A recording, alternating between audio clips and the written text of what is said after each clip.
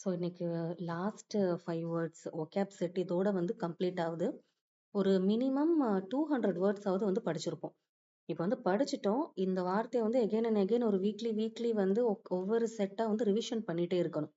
ஏன்னா இது அந்த மசில் மெமரியில் போய் ஸ்டோர் ஆகணும். அந்த வார்த்தையை சொன்னாலே இதுதான் மீனிங்காக இருக்குங்கிற அளவுக்கு வந்து இதை ரிவிஷன் கொடுத்துட்டே இருக்கணும். இப்போ பியூட்டிஃபுல்னா நமக்கு மறக்கவே மறக்காது. அது வந்து அழகு அப்படிங்கிற ஒரு இதுக்கு யூஸ் பண்ற வார்த்தை அப்படின்னு நமக்கு நல்லா தெரியும் சின்ன வயசுல இருந்து. ஏன்னா அதை சொல்றோம். ஸோ அந்த மெமரியில வந்து அது ஸ்டோர் ஆகுற வரைக்கும் நம்ம வந்து ரிவிஷன் வந்து பண்ணிட்டே இருக்கணும். ஸோ அது வந்து நெக்ஸ்ட் வீக்ல இருந்து நம்ம ஸ்டார்ட் பண்ணலாம். ஓகே, இன்னைக்கு ஃபைனலா இருக்கிற 5 வேர்ட்ஸ். ஃபர்ஸ்ட் வேர்டு சல்லி அப்படிங்கிறது வந்து டர்ட்டியா இருக்கிறது, கரை படிகிறது, அதான் வந்து சல்லி. ஸோ சல்லிங்கிறப்ப ஸ்டெயின் அப்படின்னு ஆரம்பிக்கணும். Sully, stain, dirty, taint, tarnish, defile, besmirch. So stain, dirty okay தெரியும். டெயின்ட் அண்ட் டார்னிஷ் அப்படிங்கிறது, டெயின்ட்டுங்கிறது வந்து ஒரு களங்கம் பண்றாங்க, நல்ல ஒரு பேர் இருக்கு, அதுக்கு ஒரு களங்கம் விளைவிக்கிறது, இந்த மாதிரி இடத்துல கூட டெயின்ட் அப்படின்னு யூஸ் பண்றாங்க. ஸோ டெயின்ட், டார்னிஷ் அப்படிங்கிறது. டீஃபைல் அண்ட் பிஸ்மர்ச். இப்போ டீஃபைல் அப்படிங்கிறது வந்து அதே தீட்டுன்னு சொல்லுவது, மாசுபடுத்திட்டாங்க, களங்கப்படுத்திட்டாங்க, அதே வார்த்தை தான். த வேண்டல்ஸ் டீஃபைல்ட் த ஹோலி ஷ்ரைன்னு ஒரு எக்ஸாம்பிள் எழுதியிருக்கேன். இப்போ வேண்டல்ஸ் அப்படிங்கிறது வந்து நாசக்காரர்கள். அவங்க வந்து அந்த புனிதமான இடத்த வந்து கலங்கப்படுத்திட்டாங்க, நாசக்காரர்கள். ஸோ அதான் வந்து vandals defiled the holy shrine. அடுத்த besmirch, he had besmirched the good name of his family. அவங்களோட ஃபேமிலியோட நல்ல பேரை வந்து அவன் வந்து கெடுத்துட்டான் அப்படிங்கிற ஒரு மீனிங். ஸோ சல்லி அப்படின்னா dirty, stain, taint, tarnish, defile, besmirch. Defiled defiled the holy shrine. Besmirched, he had besmirched the good name of his family. So first வார்த்தை முடிஞ்சிருச்சு. இப்போ ஆப்போசிட் வந்து ரொம்ப புனிதமா இருக்கிறது, சுத்தமா இருக்கிறது. ஸோ பியூரிட்டி, கிளென்ஸ், இதெல்லாம் ஆப்போசிட்ஸ். ரெண்டாவது வார்த்தை சாங்குயின் அப்படிங்கிறது வந்து ரொம்ப சந்தோஷமா, ஒரு மாதிரி நம்பிக்கையா இருக்கிறது. சாங்குயின் நம்ம கரெக்டானு சொல்லணும்னா ஒரு நம்பிக்கையான அப்படின்னு. அப்போ வந்து பாசிட்டிவ்னஸ் இருந்தாதான் அந்த நம்பிக்கை, சந்தோஷம் எல்லாமே இருக்கும். நான் வந்து எப்படி ஞாபகம் வச்சிருக்கேன்னா, சாங்னா பாட்டு பாடுறது, ரொம்ப சந்தோஷமா நம்ம பாட்டு பாடுறோம். ஸோ ரொம்ப நம்பிக்கையா இருக்கும், நமக்கு எல்லாம் கரெக்டா நடக்குது அப்படிங்கிற இடத்துல இந்த வார்த்தை வரணும், சாங்கியூன் அப்படின்ட்டு ஞாபகம் வச்சிருக்கேன். ஸோ என்னென்ன வார்த்தை போடலாம்? ஹோப்ஃபுல், ஆப்டிமிஸ்டிக், இதெல்லாம் நமக்கு தெரியும். பியாயண்ட், upbeat அப்படிங்கிறதுக்கு சில எக்ஸாம்பிள் எழுதியிருக்கேன்.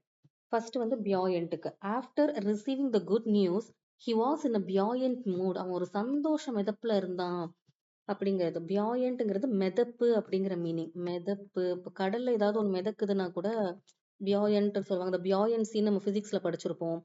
ஸோ மிதப்பு, சந்தோஷ மிதப்புல ஒருத்தன் இருக்காங்கிறதுக்கு இந்த வார்த்தை. So after receiving the good news he was in a buoyant mood. Second upbeat அப்படிங்கிறது ஒரு பாசிட்டிவான ஒரு ஒரு விஷயம். upbeat அப்படிங்கிறது, the meeting ended on an upbeat note. அதாவது ஒரு பாசிட்டிவான ஒரு ஒரு ஒரு உரையோட இந்த மீட்டிங் வந்து முடிஞ்சிச்சு. So the meeting ended on an upbeat note. பியாயண்ட்னா ஒரு சந்தோஷம், மிதப்பு அப்படிங்கிற இடத்துல யூஸ் பண்ற வேர்ட்ஸ். அடுத்து மூணாவது வார்த்தை, சாரி, இதுக்கு வந்து அப்போ ஆப்போசிட்ஸ் பார்த்துட்டு நெகட்டிவா இருக்கிறது. அங்க ஆப்டிமிஸ்டிக்னு வந்திருக்குன்னா ஆப்போசிட்ல பெசிமிஸ்டிக் வரணும். பெசிமிஸ்டிக்னா ரொம்ப நெகட்டிவா இருக்கிறது, டிப்ரெஸ்டா ஃபீல் ஆகுறது. க்ளூமி அப்படிங்கிறது கூட டார்க் அப்படிங்கிற மீனிங்ல தான் வரும். க்ளூமினா டார்க், இருண்ட அப்படின்னு.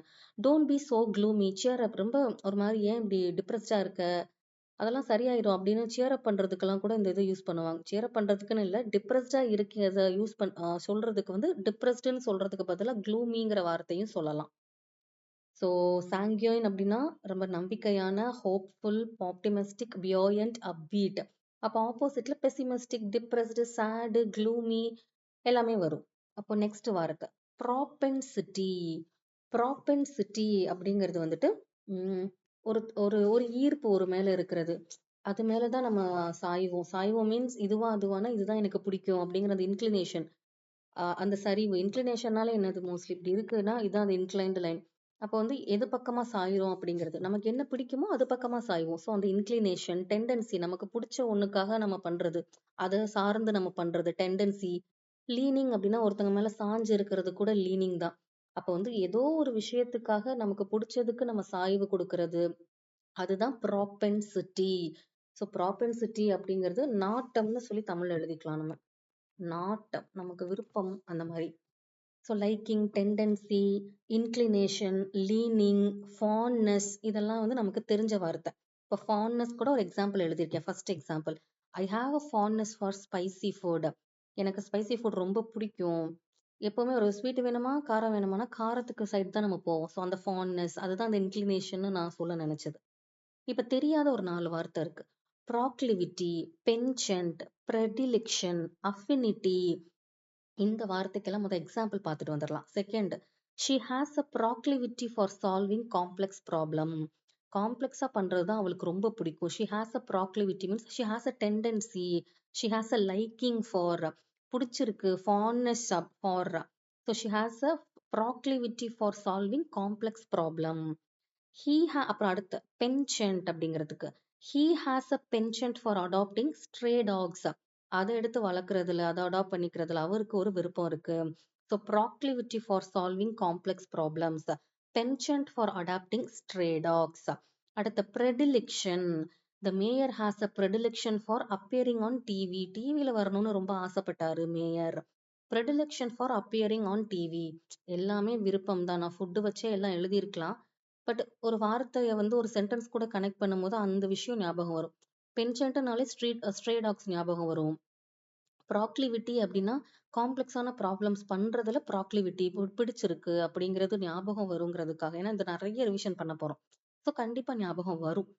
ஸோ இது இப்போ என்ன பார்த்தோம்? ப்ரெடிலிக்ஷன் ஃபார் அப்பியரிங் ஆன் டிவி. அடுத்த அஃபினிட்டி. அஃபினிட்டிங்கிறது ரெண்டு பேருக்கு நடுவில் பிடிக்கிறது அப்படிங்கிற ஒரு இடத்துல கூட யூஸ் பண்ணலாம். தே felt an immediate affinity for each other. பார்த்ததுமே ரெண்டு பேத்துக்குள்ள ஒரு நல்ல புரிதல் வந்துருச்சு, ஒரு அண்டர்ஸ்டாண்டிங் வந்துருச்சு, ரெண்டு பேரையும் பிடிச்சிருச்சு அப்படிங்கிற இடத்துல கூட அஃபினிட்டின்னு சொல்லலாம். ஸோ அஃபினிட்டினாலே immediate affinity for each other. They felt an immediate affinity for each other. So propensity அப்படிங்கிறது நாட்டம், liking, tendency, inclination, leaning, fondness, அதெல்லாம் ஈஸியாக சொல்லிடுவோம். Proclivity, penchant, predilection, affinity.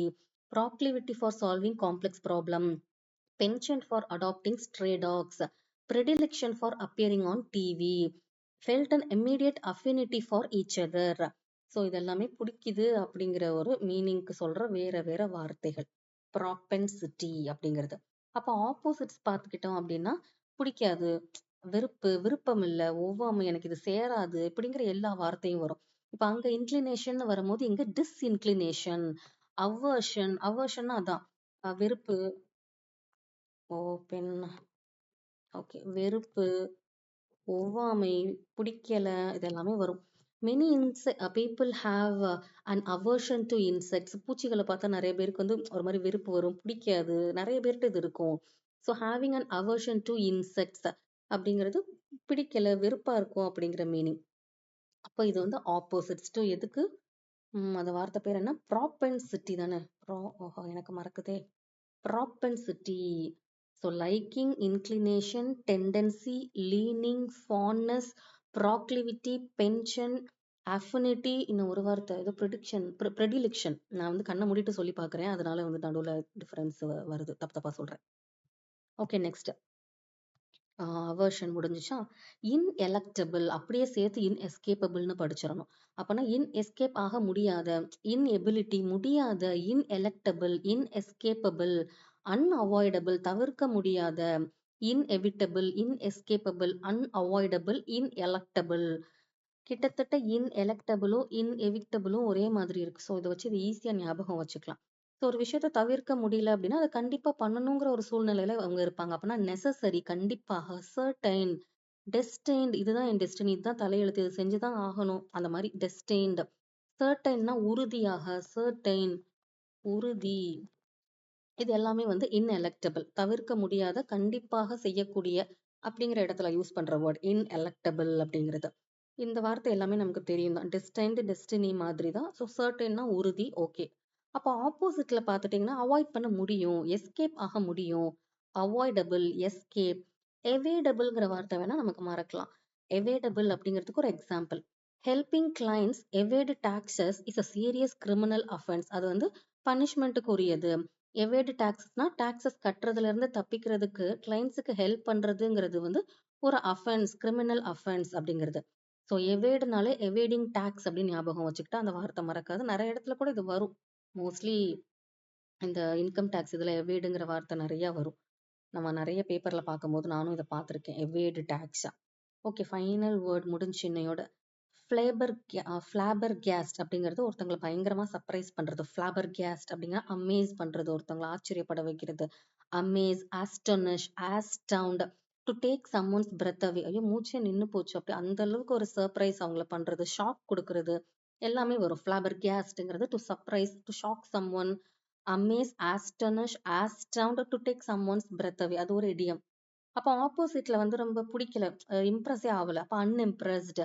அன்கன்சர்ன்டு, concern அப்படிங்கிறது வந்து ஒரு கன்சர்னா கொஞ்சம் பேசல, அவங்களுக்கு ஒரு கன்சர்னே இல்லை, அக்கறை அப்படின்னு சொல்றது. அப்ப அன்கன்சர்ன்டுனா ஒரு அக்கறையே இல்லை, நம்ம ஒண்ணு பண்றோம் அதை கொஞ்சம் கூட பொருட்படுத்தல அப்படிங்கிற மீனிங். அக்கறை இல்லைன்னு கூட போட்டுக்கலாம். அக்கறை இல்லாதன்னு எழுதிடவா? இல்லாத, ஈர்க்கப்படாத, அன்இம்ப்ரெஸ்ட், அன்கன்சர்ன்டு.